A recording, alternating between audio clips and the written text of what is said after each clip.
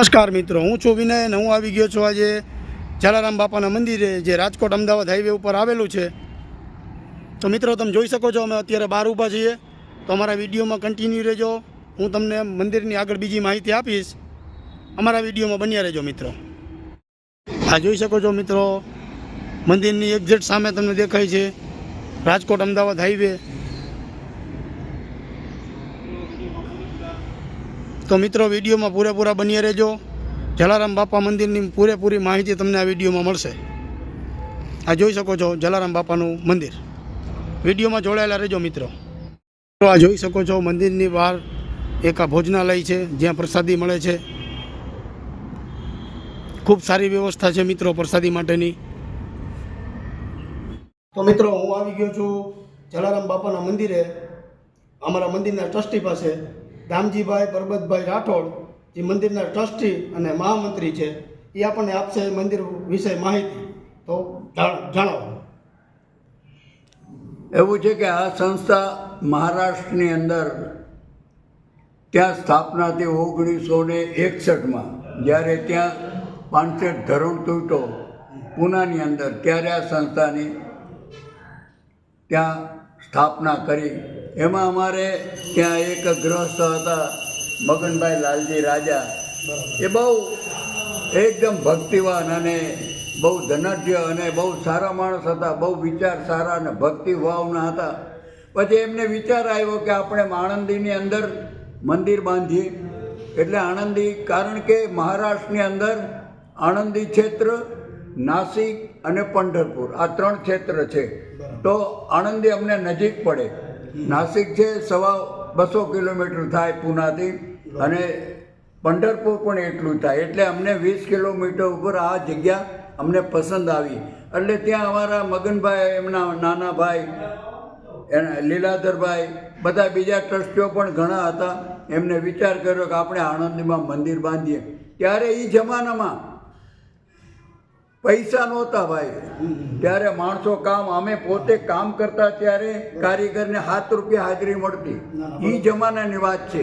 મંદિર બાંધવું એટલે પછી આસ્તે આસ્તે કરતા 4 આના ભેગા કરતા. 4 આના મેં મારે હાથે ઉઘરાવેલા છે. 4 આના ભેગા કરી, અને મગનભાઈ પોતાની સ્થિતિ બહુ સારી હતી, પોતે વેપારી હતા. એમને પોતાના કાંઈ પૈસા નાખી આસ્તે આસ્તે કરીને પહેલાં કમ્પાઉન્ડ કર્યું, જગ્યા લીધી, અને પછી પહેલાં મંદિર બાંધ્યું. મંદિર બાંધતા બાંધતા પછી મુંબઈમાં નાટકો, સિનેમાઓ આવા બધા લઈ, અને એમાંથી જે કાંઈ ઉત્પન્ન થાય એ અમે આની અંદર વાપરતા. એમ કરી અને અત્યારે આ સંસ્થા વટવૃક્ષ બની ગઈ છે.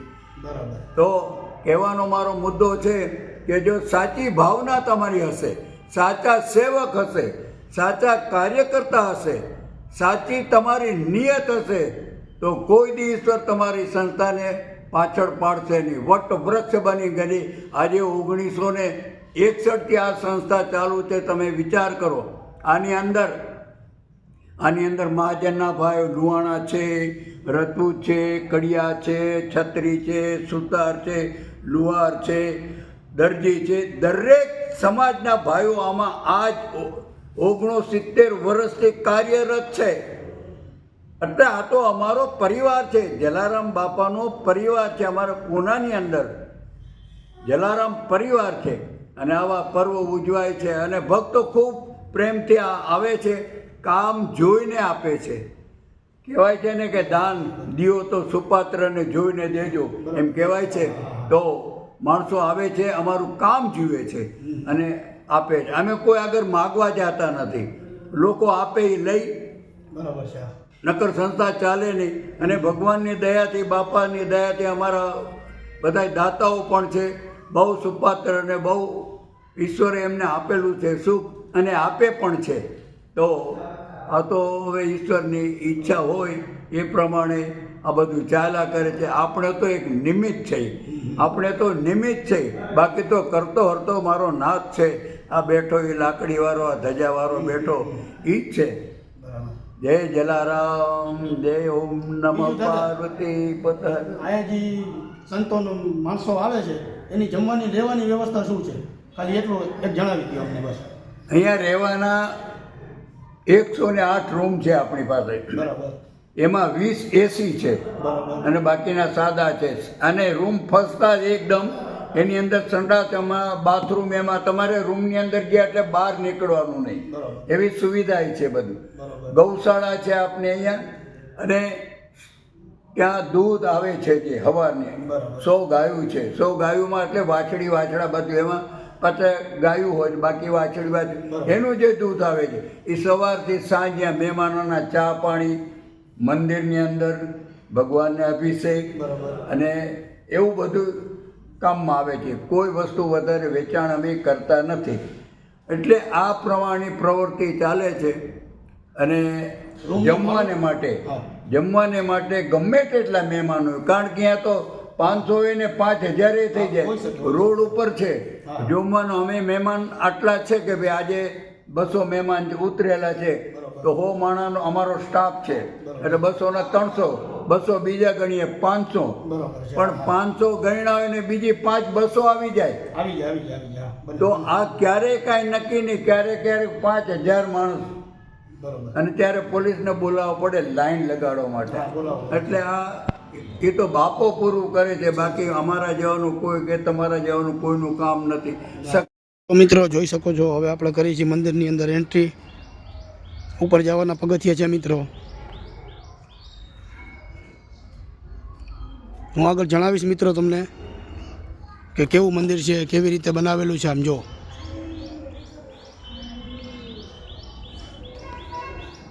મારા વિડીયોમાં મિત્રો બન્યા રહેજો.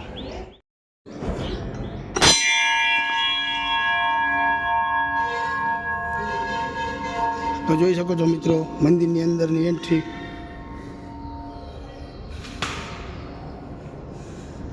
મંદિરની અંદર આવવા માટેનો મુખ્ય દ્વાર મિત્રો.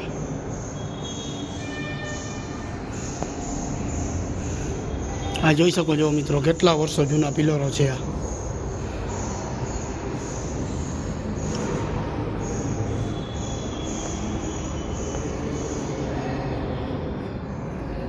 મંદિરમાં સુવાની સખ્ત મનાઈ છે.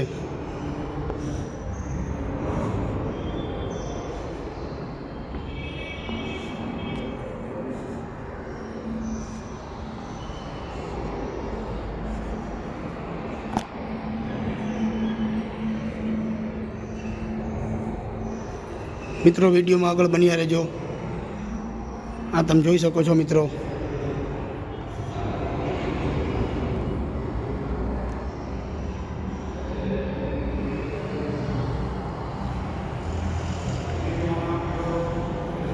શ્રી હનુમાનજી મહારાજ.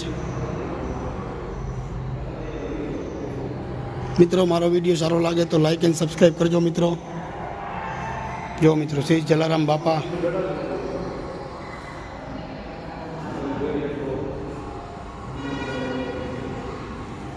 જોઈ શકો છો મિત્રો શ્રી રામ દરબાર. આ બહુ જૂનો વર્ષો મંદિર છે મિત્રો. આ જોઈ શકો છો.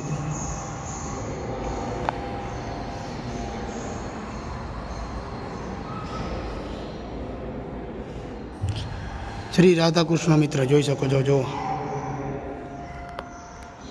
મંદિરની સજાવટ જોવો મિત્રો. જો કેટલી જૂની ડિઝાઇન છે. જો મિત્રો શ્રી સંતોષી માતા.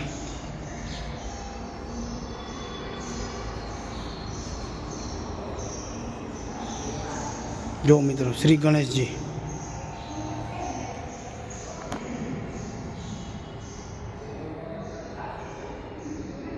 આ જોઈ શકો છો. જો મિત્રો કેટલી ખૂબ સરસ ડિઝાઇન છે.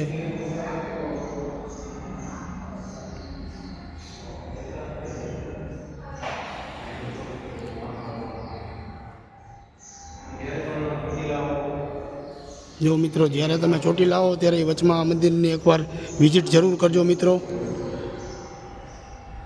રાજકોટ અમદાવાદ હાઈવે ઉપર જ આવે છે મિત્રો આ મંદિર. તો મિત્રો મારા વિડીયોમાં બન્યા રહેજો. હજી તમને બીજી નવી માહિતી આપશો આમાં. તો મિત્રો જોઈ શકો છો અમે મંદિરની પાછળ આવી ગયા છીએ. વિશાળ એક ગાર્ડન જેવું છે મિત્રો અહીંયા. અને અહીંયા મિત્રો રહેવા માટેની ફૂલ વ્યવસ્થા છે. જ્યાં 16 એસી રૂમ છે અને 40 નોન એસી રૂમ છે. એસીનું રૂમનું ભાડું છે કંઈક 1000 રૂપિયા અને નોન એસીનું 500 રૂપિયા. તો જે કોઈને રાત્રિ રોકાણ કરવી હોય, રોકાવા આવવું હોય મિત્રો, તો પણ આ સુવિધા છે. એ સુવિધામાં સવારનો નાસ્તો એક ટાઈમ ફ્રી મળે છે તમને મિત્રો, એસીમાં રહ્યો કે નોન એસીમાં રહ્યો. તો મિત્રો વિડીયોમાં આગળ બન્યા રહેજો, તમને જણાવીશ આગળ.